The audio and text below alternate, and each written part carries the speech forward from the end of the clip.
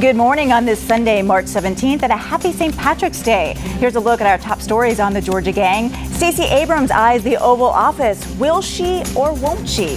The heartbeat bill draws a crowd, a lot of emotions, but no committee vote yet in the Georgia Senate. And Atlanta Mayor Keisha Lance Bottoms focuses on the traffic and potholes in her second State of the City address. Theron, Phil, and Alexis are all here and ready to debate and discuss right now. From the Fox 5 studios, the Georgia Gang starts now. It's still the unanswered question of the month. Will Stacey Abrams run for the U.S. Senate, or does she have her eyes set on higher office? While back home in Atlanta this week, she told supporters nothing is off the table. Faithful supporters of Stacey Abrams were hoping to hear firsthand what her next steps will be, especially after she sent out this tweet hinting she might run for president in 2020. Abrams thanked supporters at the Ivy Community Center in Southeast Atlanta, urging them to also pay close attention to what's happening at the Georgia Capitol. Her message to reporters: what I'm going to know by April is whether I'm running for the Senate or not. That's the first major decision, in part because I think it's important that if I do run, I need to start working on it. And if I'm not going to run, I need to leave enough time for whoever is going to stand for this office to have time to build their capacity. Everything is on the table, including a run for the presidency. They're not partisan, but they are political. So we want to get right to Theron on this issue. Theron, former minority leader in the Georgia House. She narrowly lost the governor's race here in Georgia. If you were advising Stacey Abrams, would you say yes, run for the White House? Well, I would advise her to continue doing what she's doing. That is, taking a really close look at, is a viable path there. I mean, listen, she gave the State of the Union response, and you remember I said on the show, the media afterwards, like, look, I think it was an audition for her to look at running for president. I think what Stacey's doing right now to say, okay, if I'm really going to run for president, how do I raise the money? How do I build upon her national profile, which she has? And is she really ready to go through that grueling campaign? But I think also, you know, look, she doesn't need the name recognition and the money that someone would need in Georgia to run for U.S. Senate. And so I think she's literally going to look at the polling data. She's going to talk to a lot of donors, and I think her team is still here. So she's got a good team in place, and I think she's going to seriously consider it. Phil, a lot of folks now in the Democratic race, what do you think about this? Well, I think Theron makes some good points that she's got a lot of thinking to do about. Does she do Georgia politically? She's at the top of her game in terms of her name recognition and PR, as you point out. Running nationally is tough. There's all sorts of people that are going to be competing in what I hope will be a bloodletting in a Democratic presidential primary. She might be more of a vice presidential candidate to balance somebody's ticket. But I think if she's got a tough race against incumbent Senator David Perdue in 2020. That's kind of what she has to think about. And maybe in her heart of hearts, she wants to go after Brian Kemp again to try to get vindicated. So she might say, why don't I just, play the game on the national stage, flirt with running for all sorts of things, and then bide her time. Alexis, though, is she the best Democrat to run against Senator David Perdue? Absolutely she is. I mean, look at how many votes. She got 2 million votes just running for the governor's race.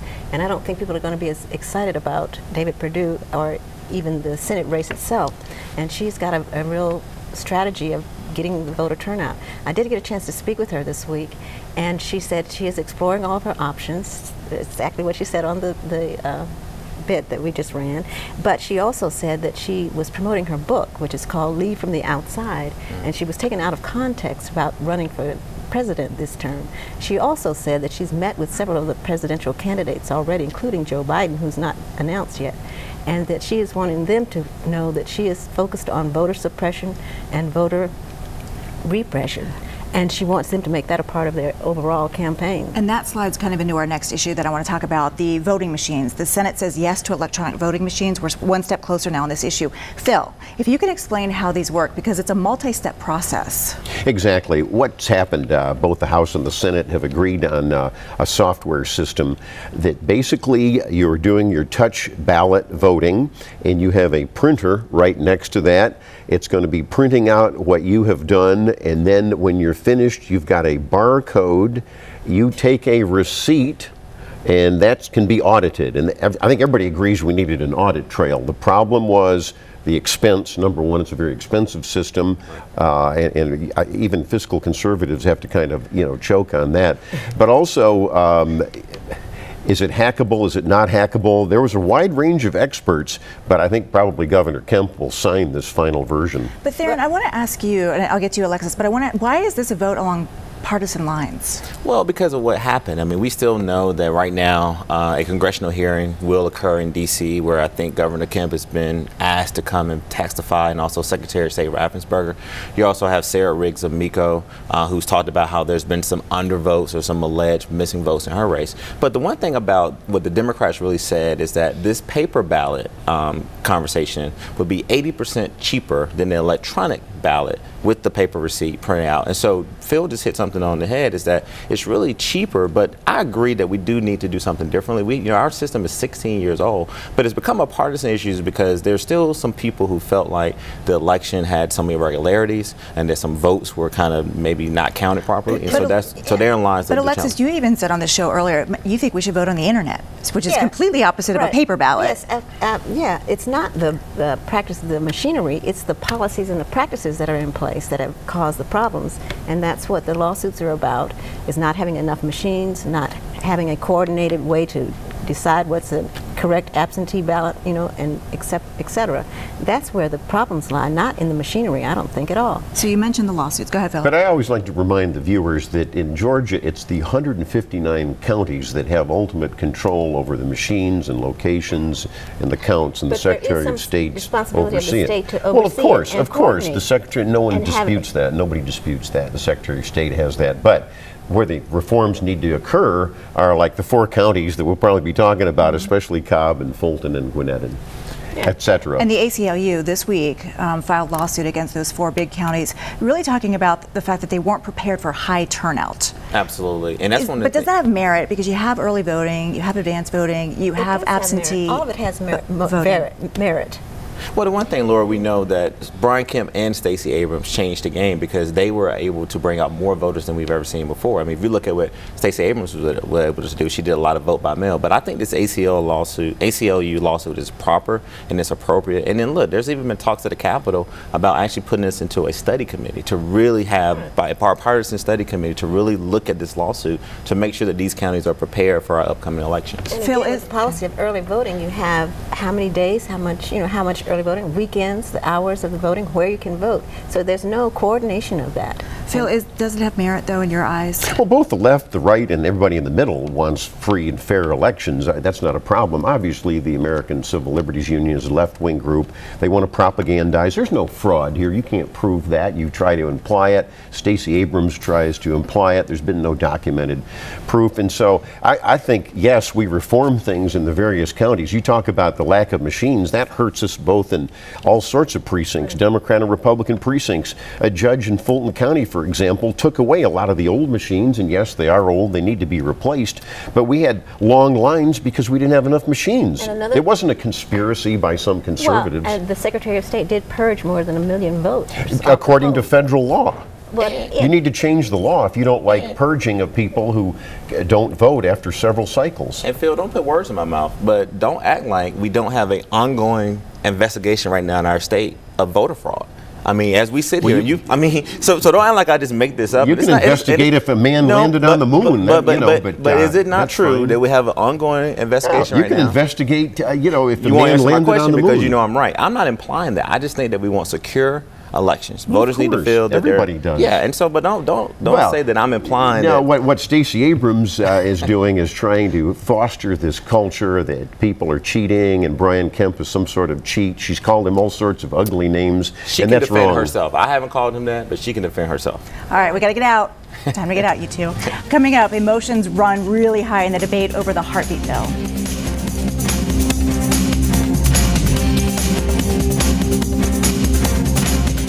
Have a question or comment for the Georgia Gang? Email them at georgiagang@foxtv.com. It was an emotional hearing, an hours-long hearing in the state Senate on the so-called heartbeat bill, which would outlaw abortions as soon as a heartbeat is detected. Take a listen. A living fetus is recognized from the time of a detectable heartbeat. That's what makes us human. That's what makes us alive. Very, very few women find out that they are pregnant prior to 6 weeks. It ignores the medical reality of problems in pregnancy. Most fetal anomalies that might be considered incompatible with life are not discovered, often until 18 to 20 weeks. Now, this bill was put in the State Science and Technology Committee. And Phil, I want to start with you on this because Senator Renee Unterman is the chairwoman of this committee. Does this put her in a difficult position because she's a Republican in Gwinnett? We know Gwinnett is leaning more blue. Yeah, I think if you look at politically, I don't think the bill is going to go anywhere, and I think it ought to be tabled. If I can look in the crystal ball here, I look at all of the bills. I was reading Friday in the paper, all of these bills that are getting held up. The oxygen's been sucked out of the room by this debate. We've debated it, of course, on the gang. It's been debated in the legislature. I think we need to move on to other things. Wow.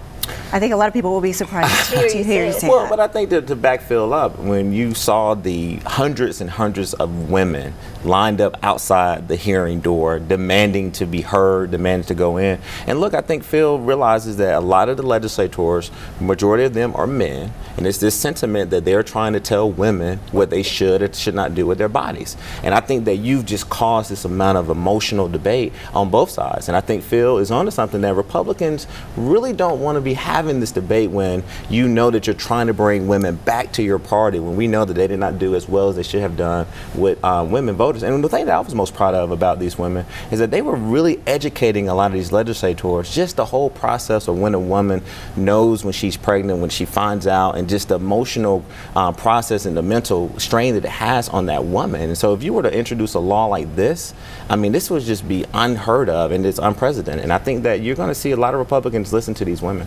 Alexis, I thought it was interesting, too, that Stacey Abrams weighed in on this issue, really comparing it to RFRA. And where is all the outrage from the corporations on this bill as well? Right, right. She was saying that this kind of repressive legislation to, controlling women's bodies is a tantamount to the RFRA bill. It's a discriminatory bill, especially since there is a law of the land where abortion is currently legal, up to 20 weeks, I believe.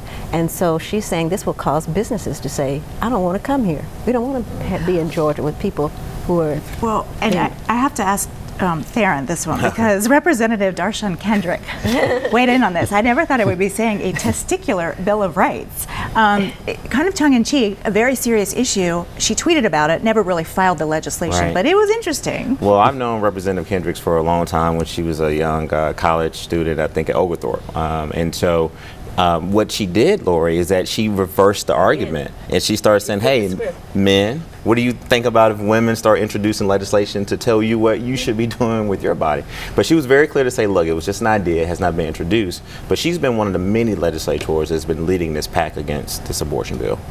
I want to move on now because I want to get to Speaker Ralston. This was something that we weren't able to address last week, but on Saturday, the Cobb County GOP convention members, they called for Ralston to resign. These are a lot of the grassroots organizations.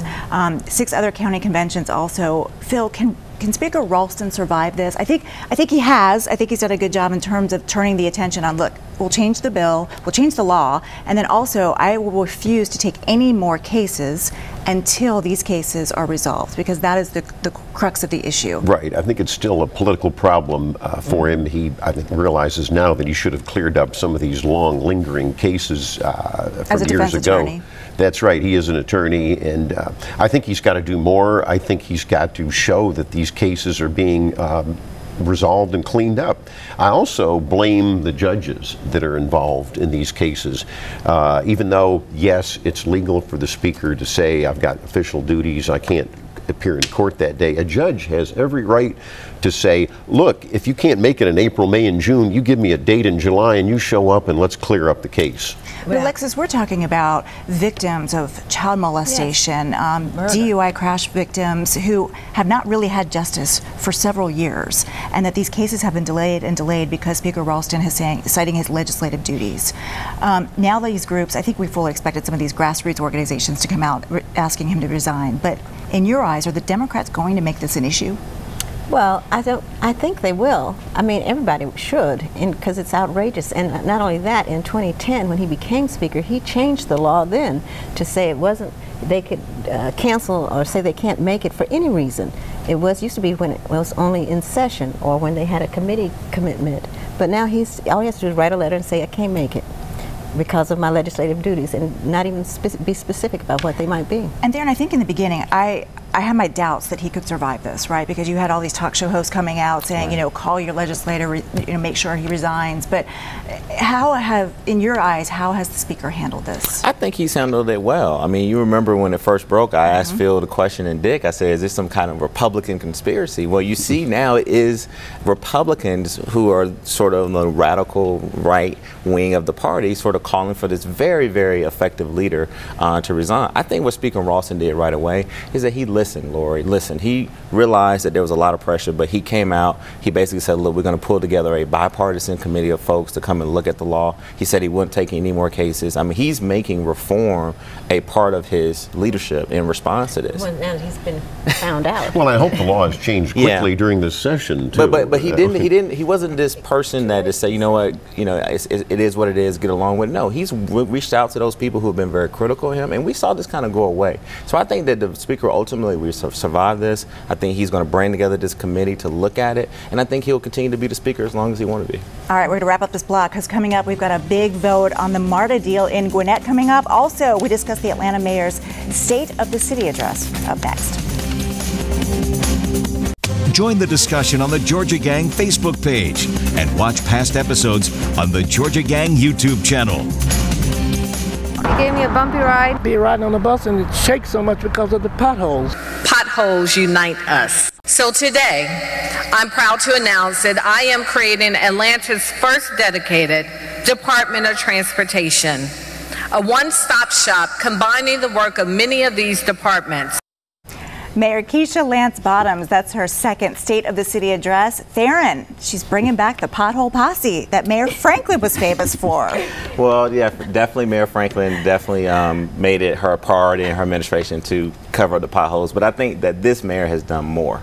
I mean, in 2018 and 2019, she has filled 18,408 potholes. They need to refill them. They do. Versus only 2,400 that were filled in 2017. And so one of the things that the mayor said is that the potholes unite us. And it doesn't matter whether you voted for her or not, is that you know when you ride around the streets of Atlanta that these potholes are being filled. And they have this wonderful app called 311. People should download it and go to this app, and you can literally you have to take a picture of it. Well, take a picture of it. Well, you get out of your car. Oh, no, once you hit the pothole, you take it. Yeah, no, you pull over safely and you take a picture. But also, what the app allows you to do is that you can just type in the address once you're done driving to your location. Because most times when you hit a pothole, you're familiar with what road you were on, which direction you were going on. And so, look, this is a major, major thing for her, and she made a campaign promise, and she's doing it. Can I talk about Waiuka Road? Let me just put it. That's got to be one of the top roads that you need to fill a lot of potholes. I want to put in that I think it is a step above and beyond because she's combining the repair with the planning so that they can coordinate and be in the same place by creating this department, taking those two other areas. Another level of government, though, Phil, but I want to ask you, was there enough focus on crime also? Well, let me get to crime, but I think it is another layer of government. I mean, you know, when you look at a company and how well managed it is, you look at the culture. You look at the culture of this city, and it's not great. I mean, you can throw out as many numbers as you want, but it's a disgrace in this city. It's known as Pothole City by everybody, regardless of their politics. You can have apps and things like that. I didn't hear about new leadership and reform as to what we're going to do. And you know, let's talk about water a second too. You know, ask the South Fulton folks what they think about 30% loss of water. That was never addressed in her speech at all. I think that was a glaring omission. And yeah, Lori, crime. I think we've got to do more. They've tried to do these town meetings. They had one in Buckhead where there's still a crime wave. I think we're going to have to wait and see. I don't see any reforms that are taking hold at this point. If I could jump in here. So first of all, this was a reform speech. She talked about open checkbook, how now you can go online, Phil, and if you have some downtime, you should check it out. I know Dale Russell and other Fox 5 reporters on it religiously, but she talked about how that's now $2 billion of that. She also talked about infrastructure. She did mention water, but the whole thing about crime, she talked about it. She said that while the crime in Atlanta is down 5%, she acknowledged that there are certain sectors of the city that she's going to, that she's putting that focus on crime. And if you've seen, thanks to the game, that we now see that Paul Howard, DA, and Chief Judge Cassandra Kirk Chief Shields, Atlanta Police Commissioner George Turner, they're all talking to basically help with this sort of murders were up last year, shootings were up last year. It's only March. I hope crime goes down, and we'll have to wait and see. And then on the DOT department, look, big kudos to the mayor for doing this. Now, it's been true that other council members have introduced this idea in the past, but it takes mayors to get the job done. And we know the branches of government. It takes the mayor's office to basically lead the charge. And she's done studies, and it's not another layer of government. She's basically what Alexa said. She's combining. It's actually reducing the layer. It's reducing the bureaucracy. Something that used to be part of. Are we removing people that are part of this culture where you can't get water repairs done? You can't get water repairs done in South Fulton? I want to make sure that you admit that you're factually incorrect. I'm not going to admit that. You're just spouting mayoral talking points. She'll be proud of you again this Sunday. But you know, I live in Sandy Springs. I live in Sandy Springs. We rely on the service of City Atlanta Water. You can't get repairs done in Sandy Springs. Sandy Springs throws up their hands. That's why there's a court suit. There's repairs that water leaking. The water loss is outrageous. All right, let me get to the Gwinnett Martyr vote real quick, because this is important. Darren and I have been working on this as well, part of the Go Gwinnett campaign, because we think transit is extremely important, especially in Gwinnett. Phil, a lot of Republicans have come out in favor of it. A lot of high-profile Republicans from Gwinnett. Also, we have Governor Deal, but also the Superintendent, Alvin Wilbanks, Superintendent of Schools, the Sheriff Butch Conway, DA Danny Porter.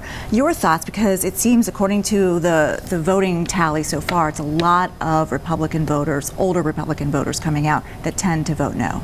Well, as I've mentioned before, I think Gwinnett is split in two. I mean, half of Gwinnett County wouldn't really get any benefit from this whatsoever. I think everybody's pro-transit. And everybody wants, let me finish. I think everybody is pro-transit, and I think everybody wants to address congestion, but I think the tax liability is a huge question that the pro-forces really haven't fully answered.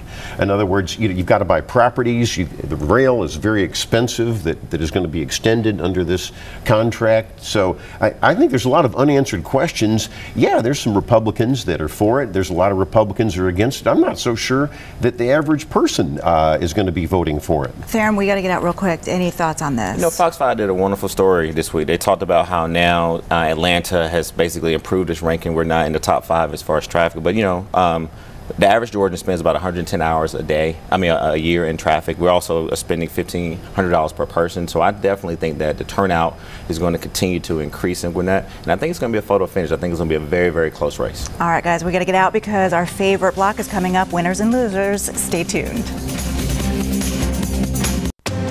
Time now for the week's winners and losers.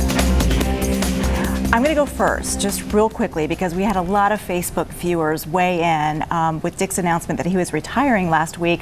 And so we had several of them say that Marilyn Jones, Michael Newman also say that Dick Williams is the big winner this week. And of course, we agree with that. Darren, we'll go around the table. Great. First winner I want to make is Chairman Jeff Turner in Clayton County. He gave the State of Clayton County speech and did a really good job there. Also want to give a shout out to 2 of our people who watch our show religiously. I saw them at the state capitol. Randy Robinson and Joe Hicks. They work for the Georgia Buildings Authority. And for those of the GBA, they actually keep the capitol looking good and keep a lot of state facilities looking good. And then also want to give a shout out to Millie and Carol of the Piedmont Driving Club. I went to the Piedmont Driving Club. Lori is a good experience, and they watch the show, so I hope they're watching. And then I want to give Republicans some credit. The dozen Republicans in the Senate who voted with Democrats to basically disapprove of the national emergency declaration that Donald Trump is probably going to veto. But I want to shout those Senate Republicans out for standing with Democrats on this issue. Well, the winner will be President Trump's veto. There is an emergency, and I'd be happy to pay for your ticket to go to the border and actually witness it. I saw a picture of you up in the White House. Yeah, you look good up there. I was. The veto will stand, but my winner is State Senator Brandon Beach of Alpharetta. He has introduced a resolution that will be probably on the floor of the Senate this week, urging on the U.S. Congress to condemn this tyrannical and expensive new Green Deal that the Socialist Democrats are introducing in the U.S. Congress. This will be interesting and instructive. It will tell us who the Democrats are that actually believe in the private enterprise system and those that believe in command and control socialism. So thank you, Brandon Beach. My loser is Jackson County. Did you see where they had to pay a ransom of $400,000 because they were cyber criminals took over their whole computer systems? This is outrageous. The experts don't know how to help them. Unbelievable. Well, the city of Atlanta had similar, but they didn't pay. Right. Yeah. She stayed strong. Mayor Bottom stayed strong. She didn't pay those rents.